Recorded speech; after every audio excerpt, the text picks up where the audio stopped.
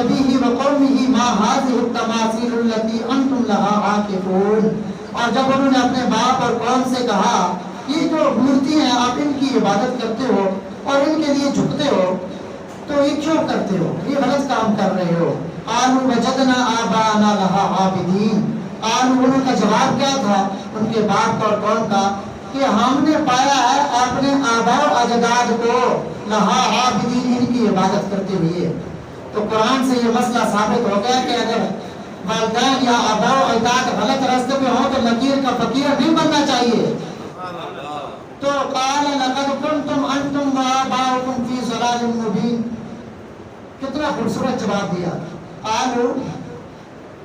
قال لقد كنتم. حضرت ابراہیم علیہ السلام نے فرمایا کہ لقد كنتم، البتہ تم بھی، تم بھی وآباؤكم اور تمہارے آباء و اجداد بھی فی ضلال مبین واضح غلطی پر تھے.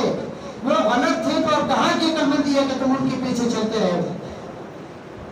اس لیے قالوا اجئتنا بالحق ام انت من اللاعبین. آگے سے دلائل مانگنا شروع کر دیے. قالوا کہنے لگے کہ کیا آپ آئے ہیں کسی دلیل کے ساتھ یا ویسی ہنسی مذاق ہمارے ساتھ بنایا ہوا ہے، تو ویسا دلیل ہے تو لے کے آؤ. تو قال بل ربکم رب السماوات والارض الذی فطرہن. یہ پارہ نمبر 17 ہے، سورہ انبیاء ہے.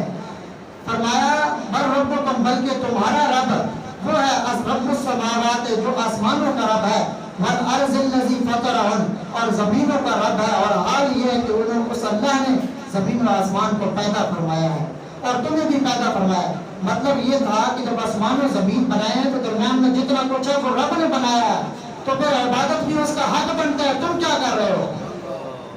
کتنا خوبصورت انداز ہے سمجھانے کا. وَأَنَا عَلَى ذَلِكُمْ مِنَ الشَّاهِدِينَ. اور میں تمہارے لیے اس بات کے اوپر گواہ